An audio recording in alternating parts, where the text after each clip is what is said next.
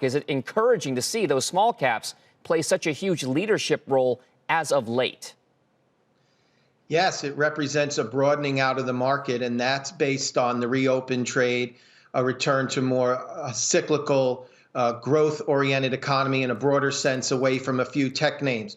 So it's very healthy for a bull market to not have such narrow leadership. And this movement in small caps is part of that. The small cap sector, a lot of financials are in there, and we expect financials to rally next year. There are a lot of headwinds for the financial sector. From an investor standpoint, they look very attractive right now. All right, so if there is a broadening out of this overall rally, that implies then that it's a good thing. It's constructive for 2021.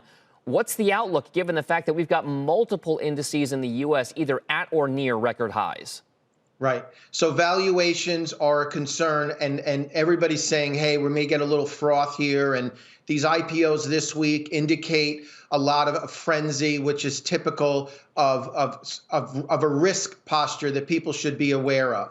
But when you look at 2021 and you look at the Fed continuing to be accommodative, we look at what we're calling the roaring 2020s, where people are going to go out and eat and play and shop and travel and go to Vegas and spend money. And you couple that with Fed stimulus, perhaps a split Washington, D.C., favorable earnings comps. You've got so many factors. We're going to have an M&A frenzy next year. There's going to be a shakeout from this COVID economy, and companies are going to look to partner up. You're starting to see it. And we think all of this is going to create a strong underpinning of stocks, even if we have a little bumpy ride for the next few weeks as the market shakes out some of these huge gains. You mentioned, Mark, that your bigger broad plays here are financials, which you think are going to be bid into next year, as well as the small caps.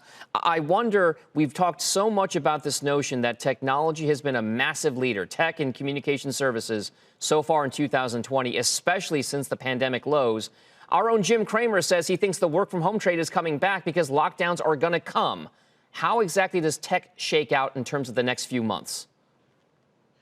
Well, we're not abandoning tech. What we're doing is we're reducing the significant overweight that we had, which was a smart trade for our investors.